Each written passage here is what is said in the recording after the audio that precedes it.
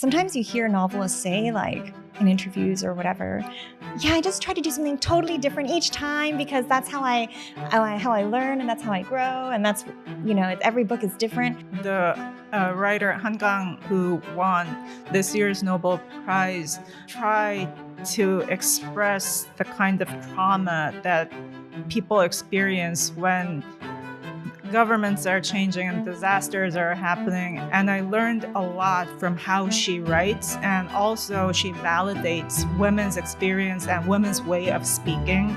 And I think that's really, really important.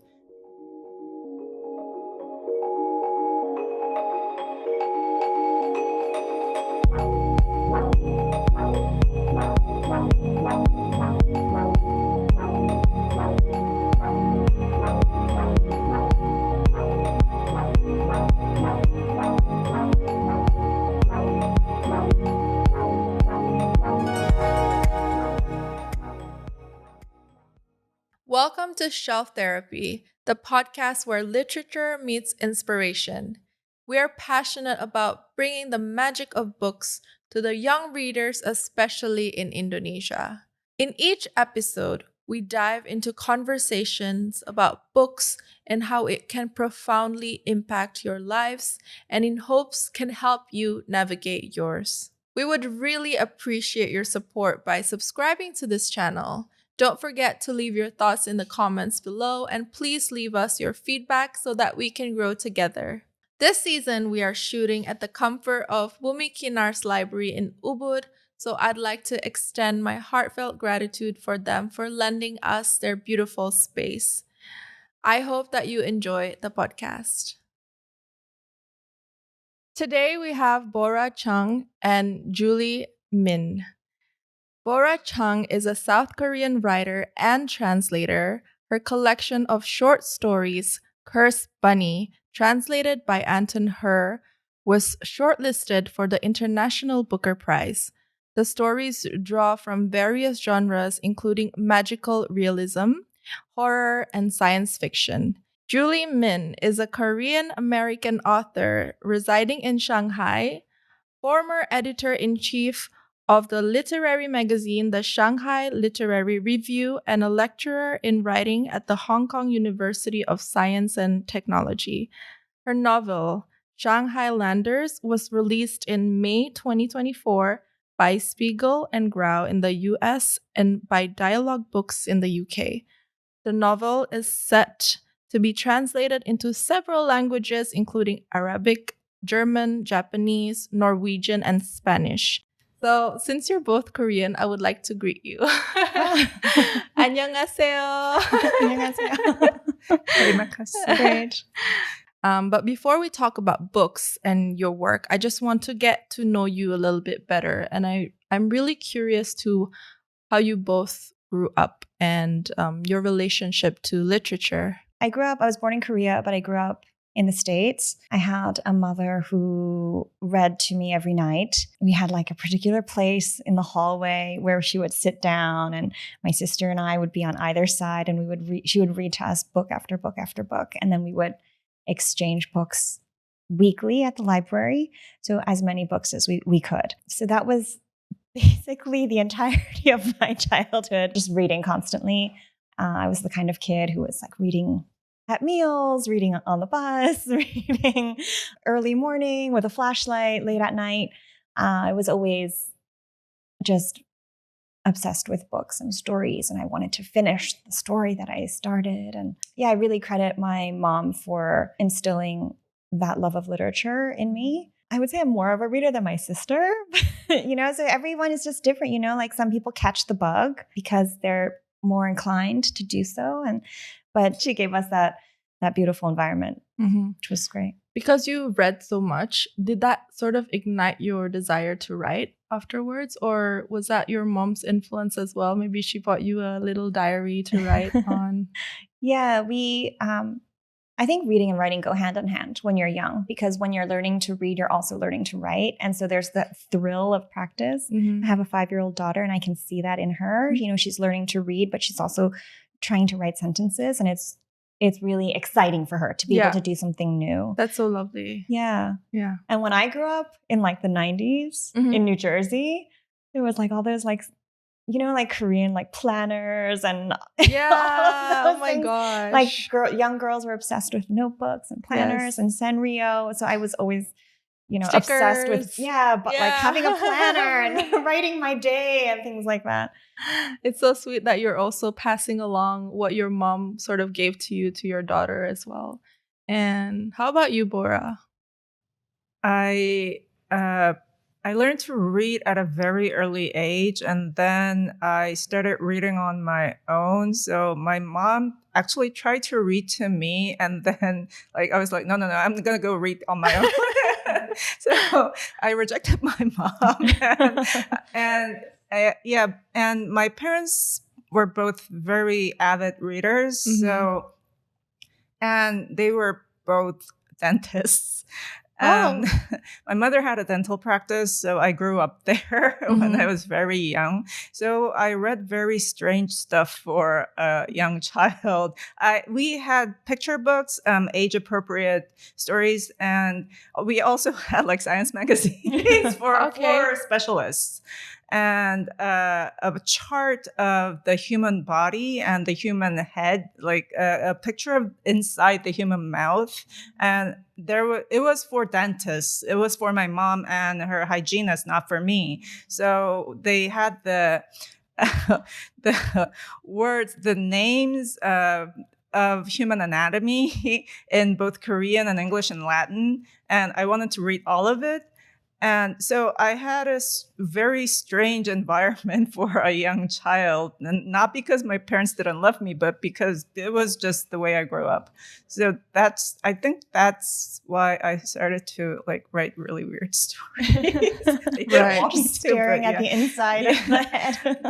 But coming to think of it, the entire environment of my childhood also encouraged reading. It was the best thing. When a child read, the parents didn't say anything. They didn't want to know what the child was reading. They were just happy that the child was reading. So whenever I was reading, my parents were happy. My teachers were happy, except when I was reading novels in class. I did that a lot. And every single school had a library, and it was very much encouraged to read after class, before class, not during class, during the recess. So I felt very happy. I felt proud that I liked reading, and I was encouraged from every single side to read.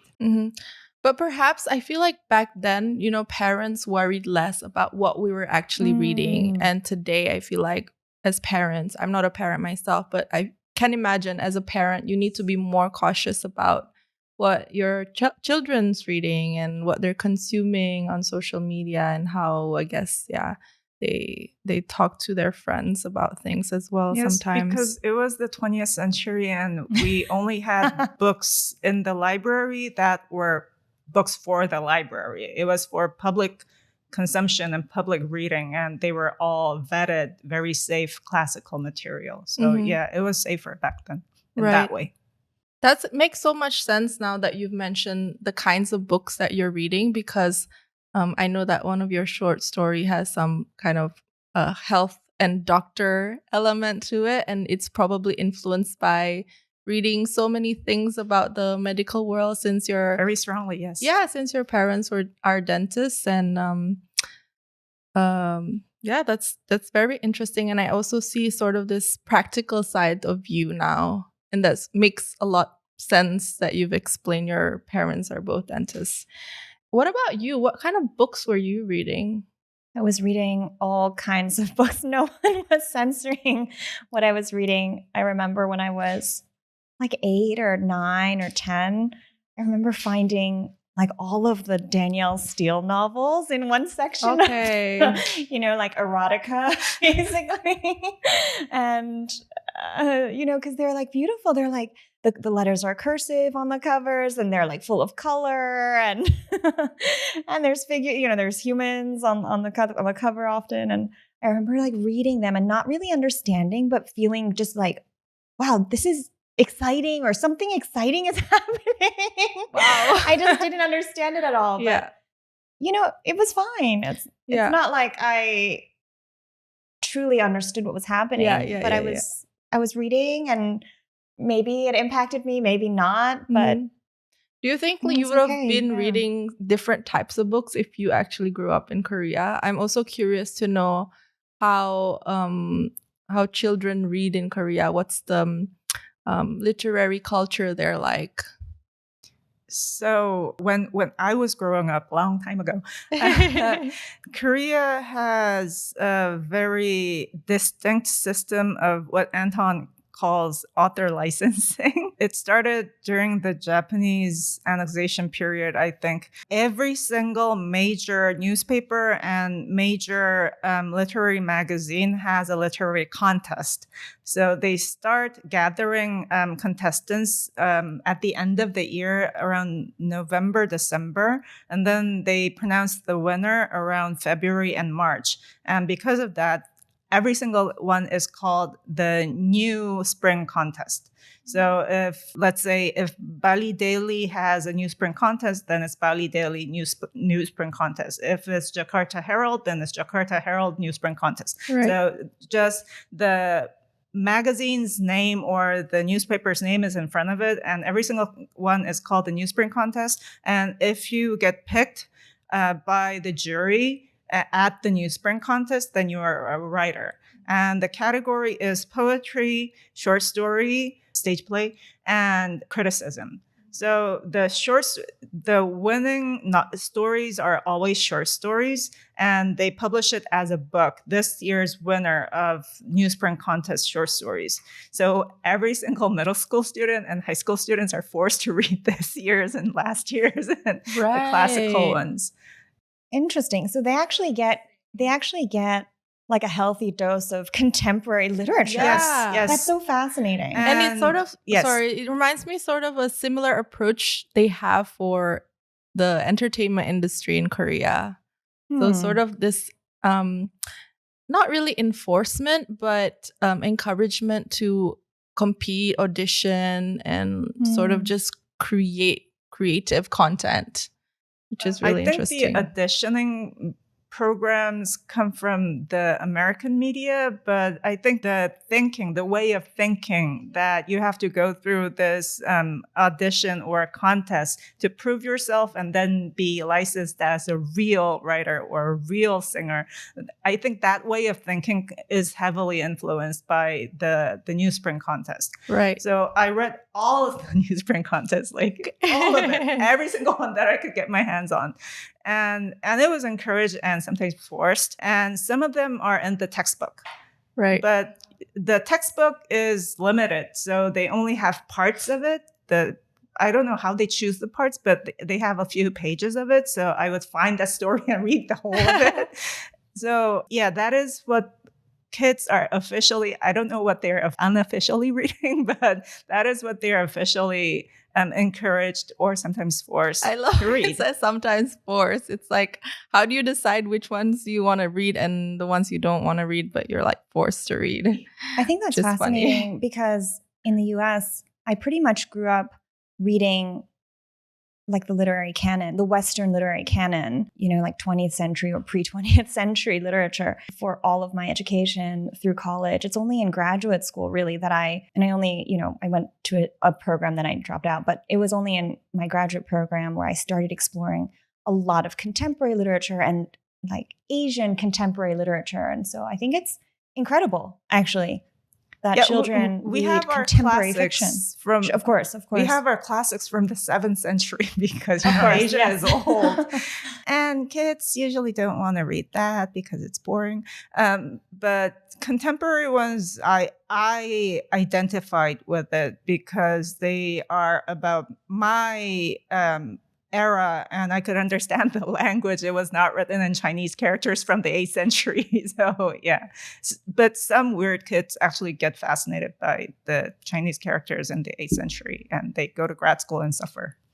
And that's also, I think it's also in a way encouraging young writers because they see that there's a kind of pathway to writing. There is a very clear pathway. It's very clear. Whereas in the US, for example, books kind of exist in this vacuum of history and, a canon. And there's no clear path to becoming a novelist and to entering that world of dead people, dead white guys. Yeah. Basically. And when there's sort of no prize money to it, writing kind of feels, it becomes secondary to, what career path you should have or what job you should have as well. So that's really interesting. So you think without all these competitions and programs, you wouldn't be writing? Because I heard that the reason why you started writing was because of the prize money. Yes. I didn't go through that canonical, classical newsprint contest when you win that newsprint contest, you were considered a pure literature writer. I write horror and science fiction mostly and all kinds of weird stuff.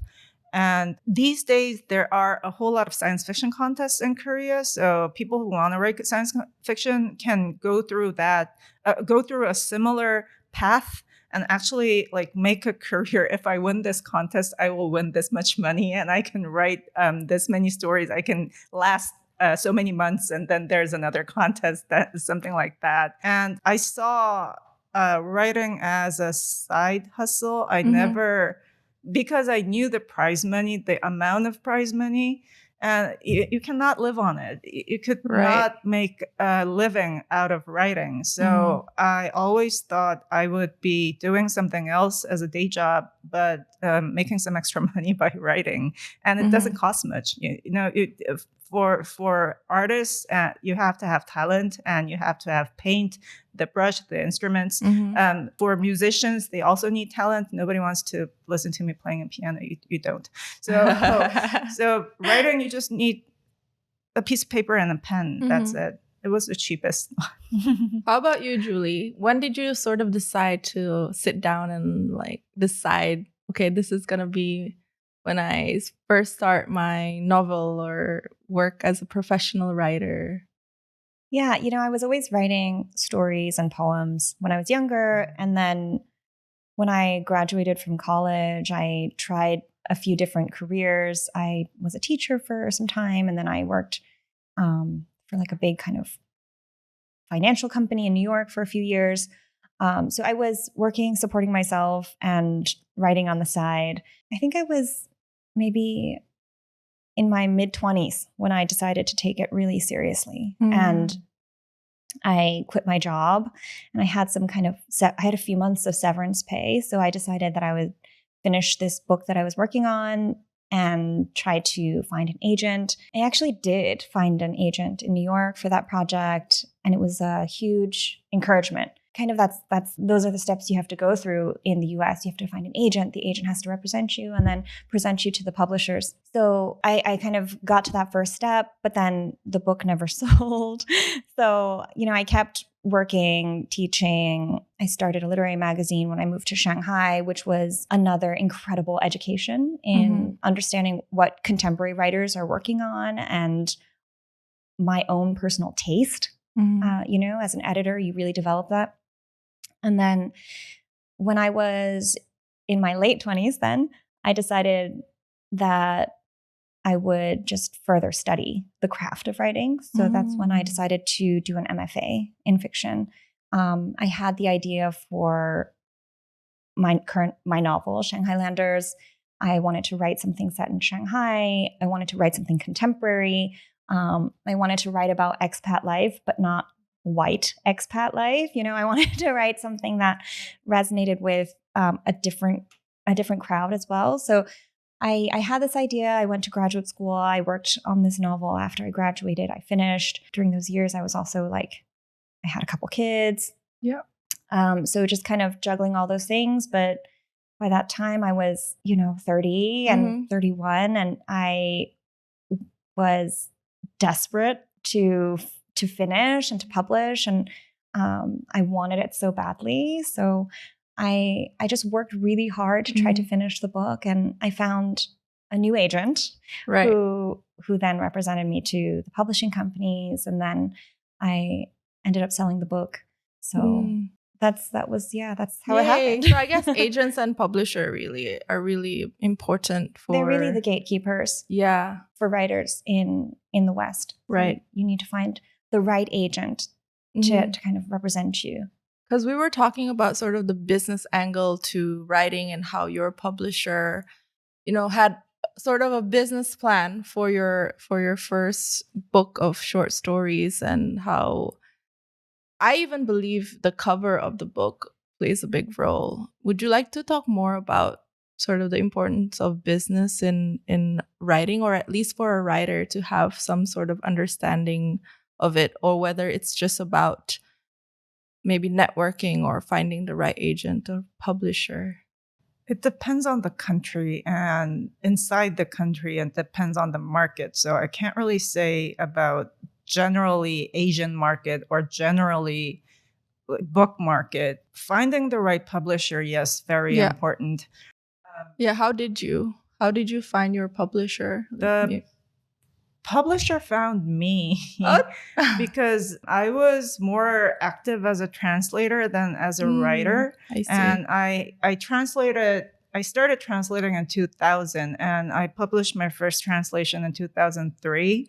And it was only because there were not enough people to translate from Polish and Korean. Right. Polish to Korean and Russian to Korean. So I was in demand, kind of. The field is not in demand in general. But you both have a similar path. Yes, I was studying Russian. Yes. Why did you study Russian? Why did you study Russian? Is that popular in Korea? No. Studying Russian? Well, for me, I grew up in the States. I spoke a bit of Korean at home. And then when I was younger, so in middle school, I suppose, I studied a few Romance languages, like French, Spanish. I studied a little bit of Latin. But then I changed high schools when I was 14, and they had Russian as an option. They had Russian and Chinese as these kind of new additions to the language options that I could choose. And I just wanted to try something new. I felt like Chinese is not another Asian language. I'm never going to learn Chinese. I'm never going to need Chinese. But you did live there. I never lived in China. Oh, you never lived in Shanghai. I was going to ask what drew you to Shanghai, because you wrote about... So I will tell you for sure. Yeah, in that moment, I chose Russian because I knew Russian literature was great, and I'd been exposed to a little bit of it, and it just felt really different. This like Slavic language that was different from the Romance languages, different from an Asian language, and I loved the way it sounded, the way it felt in the mouth. It felt really fun. Did it change how you write or how you read? I think it definitely, studying Russian and Russian literature exposed me to so many great writers, stories, styles, ideas, and that for sure probably impacted my writing. I don't know if like speaking the language so much because, I don't think I was ever truly fluent or anything, but can you share some of your favorites, maybe some of your favorites, favorite Russian writers, authors, books? Yeah, when I was in college, it was all about Dostoevsky. Now I'm a little bit older. I feel like I can appreciate Tolstoy a bit more. But I've always loved Nabokov. He's always been my favorite. I love style and language and play with language, and he's just a master stylist, the master stylist. How about you, Professor? You're nodding. I should talk about this. I can only think about Tolstoy. I don't know anything about Russian literature. I studied Soviet literature, so all the writers Stalin killed. And then I went to Polish and I studied all the writers the Nazis killed. So yeah, sad writers. During my years of teaching, I started to find out more about Russian women writers. So Tatiana Tolstaya, who is like kind of sort of related to Tolstoy, he comes from a really, really long lineage. So there are a whole lot of Tolstoys. Like there's Alexei Tolstoy, who is the great nephew second times removed or something like that from that Tolstoy. And Tatiana Tolstaya is like the great niece of Tolstoy's brother's side, something like that. So they are all Tolstoys, but Tatiana Tolstaya is she really has the Russian soul for me, the contemporary 20th century Russian soul. And she's still alive, still active. And she is very feminist, which is a really hard thing to do in contemporary Russia.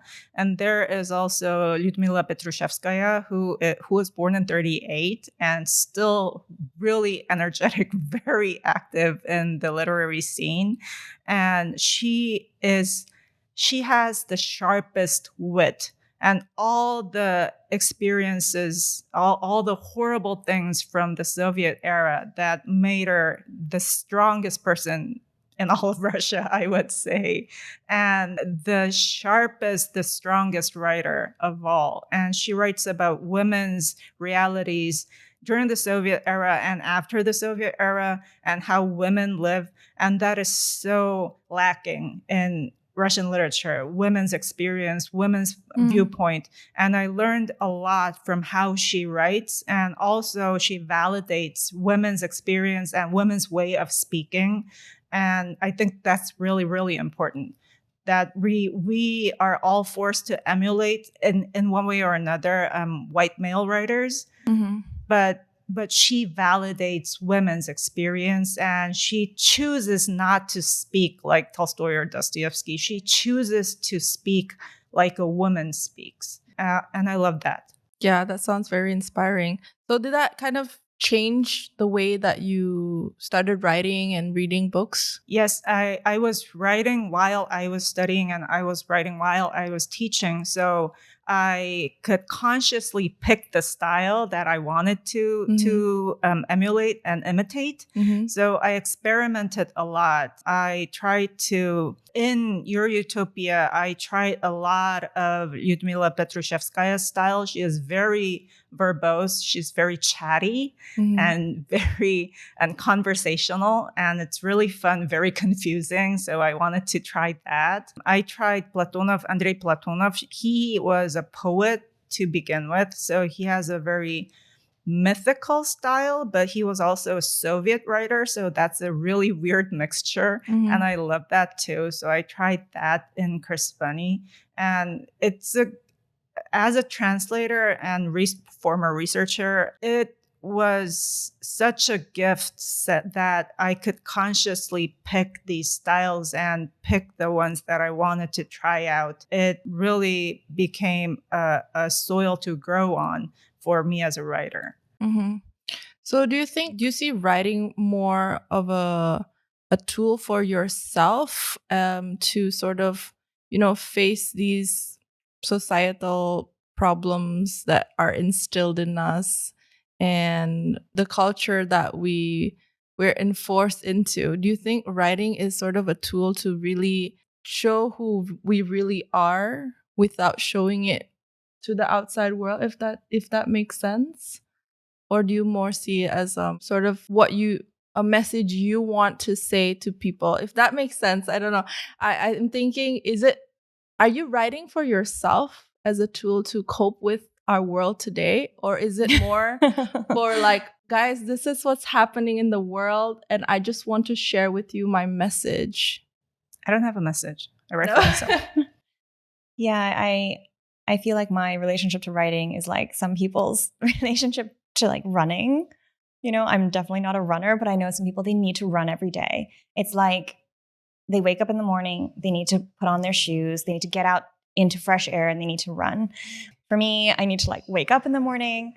I need to write in a journal. I need to just write anything. I need to write. I need to get it out. It's like a kind of maybe meditation, a kind of practice, an obsession, you could say, habit. But it's, of course, for myself, in terms of like social kind of message or commentary, I'm not explicitly thinking about that when I'm starting a story or I'm starting a project. Of course, once you start thinking about a project, once you start thinking about characters and ideas and settings, those things also are a part of people and places and society. And so they also come up, and there's no way to avoid sometimes thinking about, the politics of life. So it's one and the same, but it's not the origin of why, I write. Okay, because I want to get more into your work as well. So, like both of you, you address the cultural dislocation and sort of belonging in your writing. How do you think cultural heritage and societal expectation shape your self-discovery, and what role does writing serve in confronting or embracing these influences? I have no idea. I write because I'm confused. At least I used to write because I was confused. Chris Bunny is the result of all my confusions during my childhood and my early to late 20s. I just couldn't understand the world I was in and the immediate environment that surrounded me. So I wrote the stories because I wanted to find a narrative that would explain things to myself about the things that I was so confused about, and imagine the outcome, the ending in one way or another to calm myself. Because in a story, there has to be an ending. No matter how confusing it is, there will be an ending. And when I am the writer, I can decide the ending. So I chose an ending that I thought would fit all the confusing events that was going on.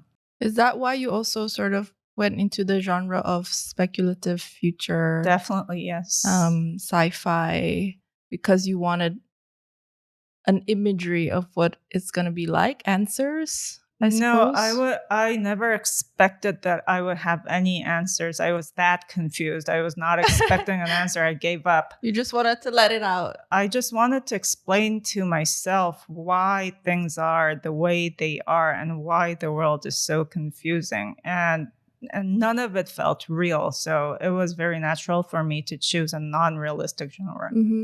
So the genre was sort of unintentional. Yes. How about horror? Do you think is it just because you like horror? Or sometimes, I feel like with writing in horror, it's not even writers intentionally writing horror, but I feel like because when you're writing, it's so intimate and so in detail, even of reality, it sounds like horror.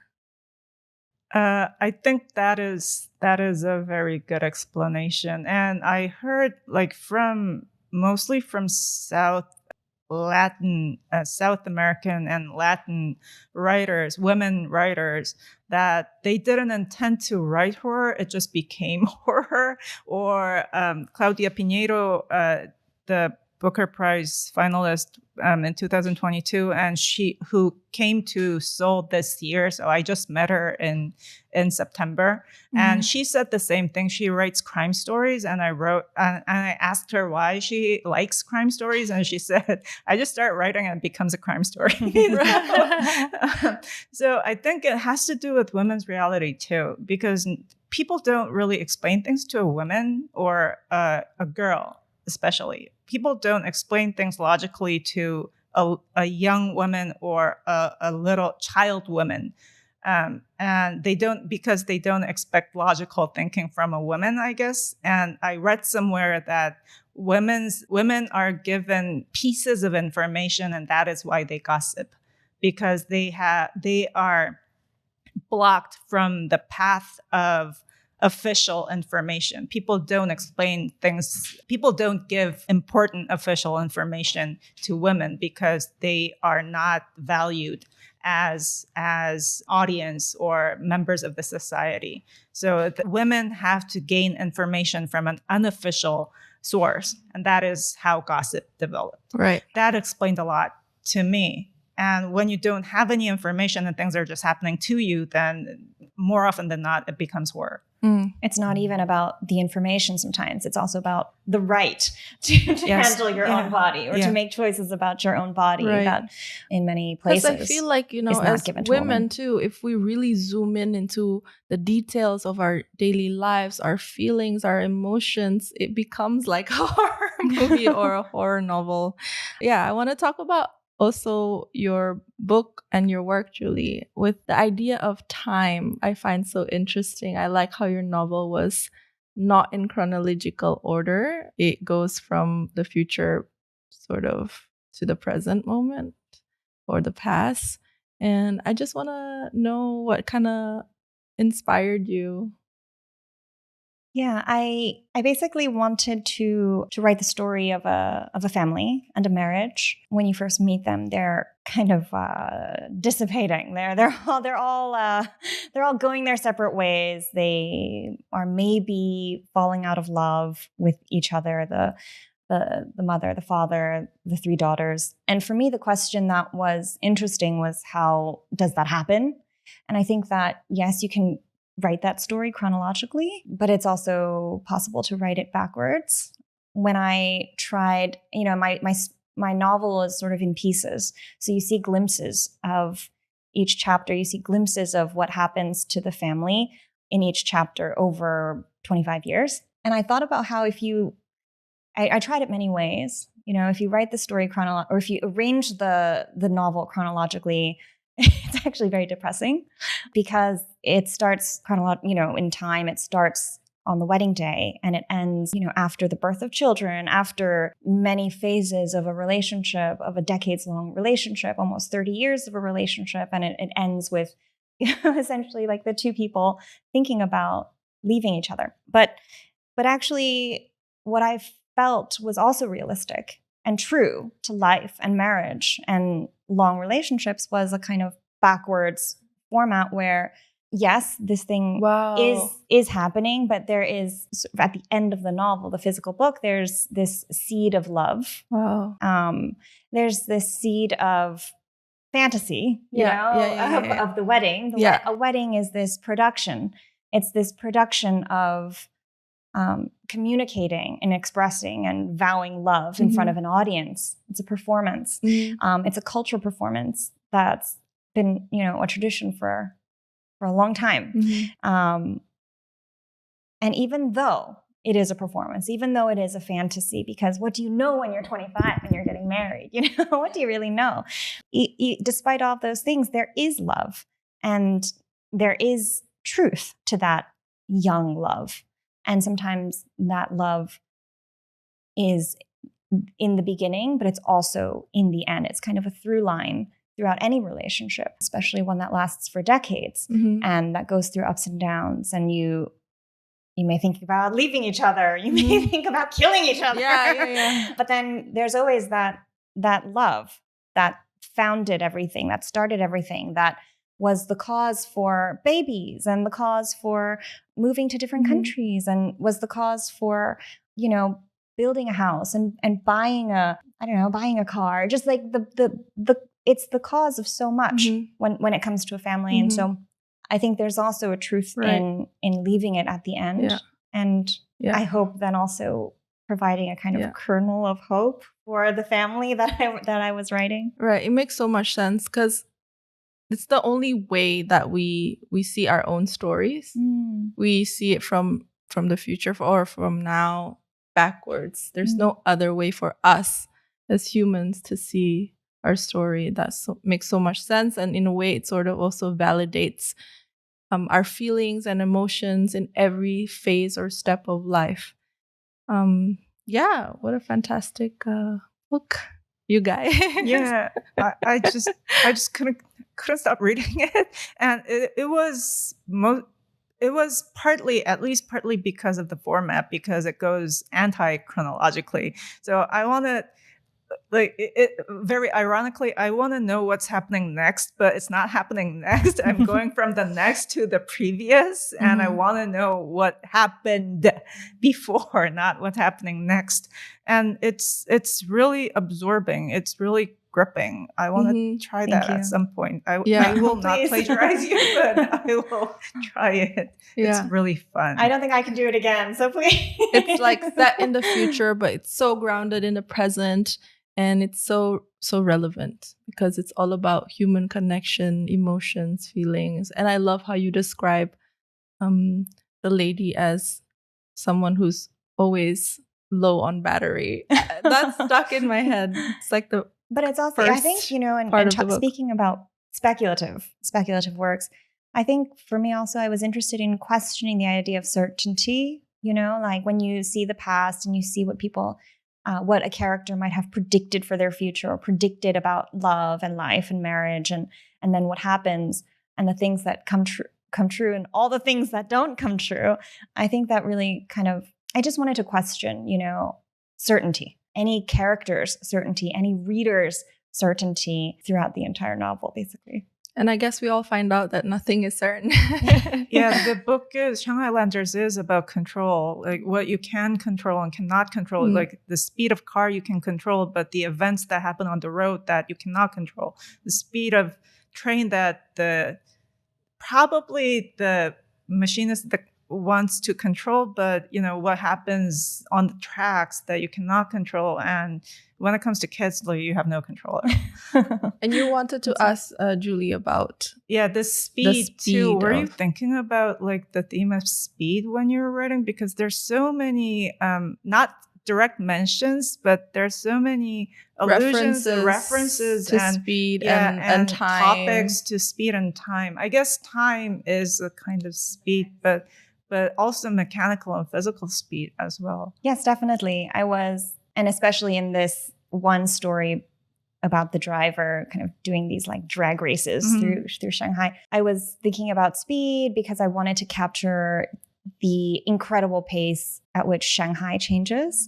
Shanghai, life, children, everything, love, but also just specifically a Shanghai-specific relationship to time and a kind of futurism that Shanghai embraced in the 20th century. It starts out on the maglev, this magnetic levitation train. This is a kind of like homage story that rewrites an Eileen Chang story. So she was like a writer in old Shanghai in 1930s, 1940s Shanghai, and she wrote this story about these passengers on a trolley car that stops. And so I wanted to speed that up because things are faster and more intense in contemporary life.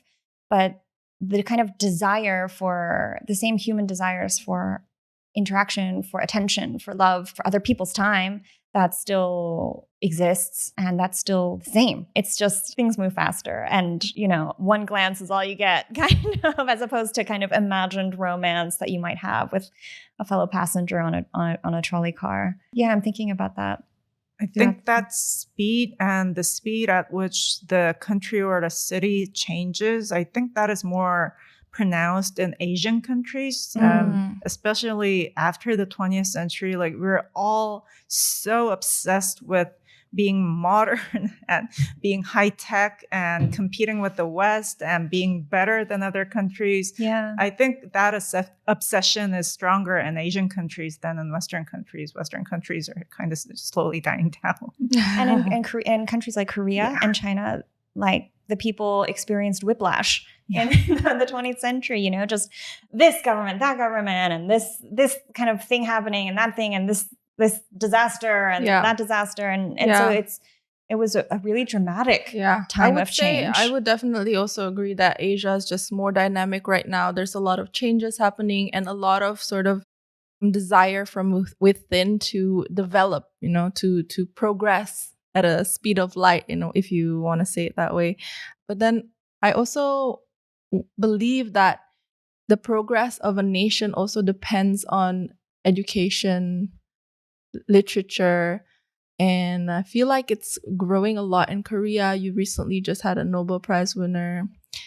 So I really want to know also to share with the audience, because this podcast also eventually we want to promote writing and reading to the younger Indonesian audience. How do you think Indonesia can thrive by looking at Korea as an example. Don't look at Korea as an example.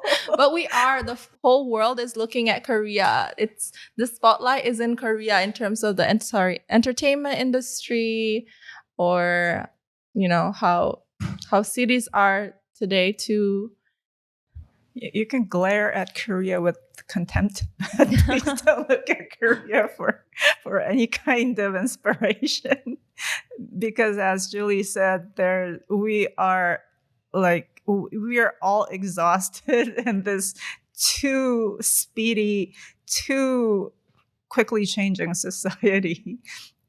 And I think the writer Han Gang, who won this year's Nobel Prize, tried to express the kind of trauma that people experience when governments are changing and disasters are happening, and governments want to exterminate what they consider the enemy, and all those kind of changes happening, and people are just left behind, or they are left dead, and the families are forbidden to come and give them a proper burial or a proper funeral, those kind of things. So she's talking about trauma. And in order to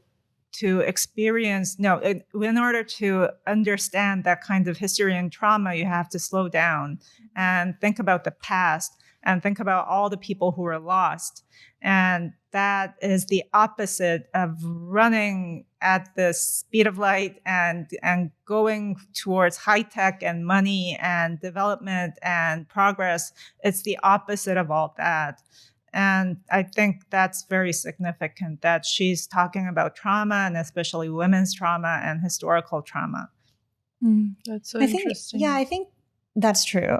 And I think also, to Korea's credit, they, the government puts in a lot of money to support the arts. And there are other countries. They cut all the budget this year, so not always.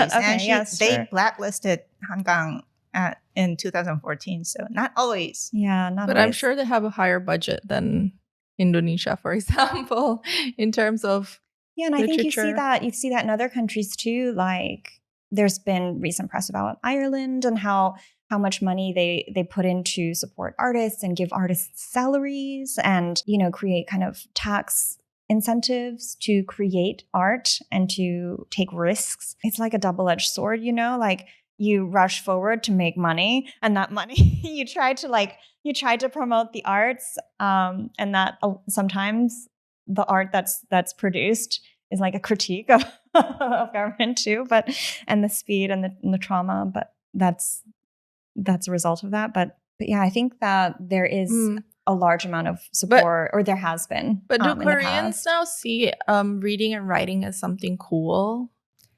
Is it more in the pop culture now? As of the 11th of October, after the pronouncement of the Nobel Prize, yes.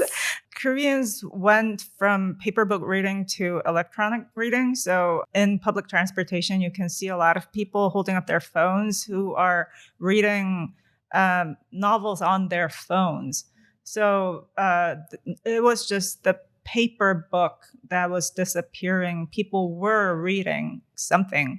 But then recently it became the era of YouTube and TikTok.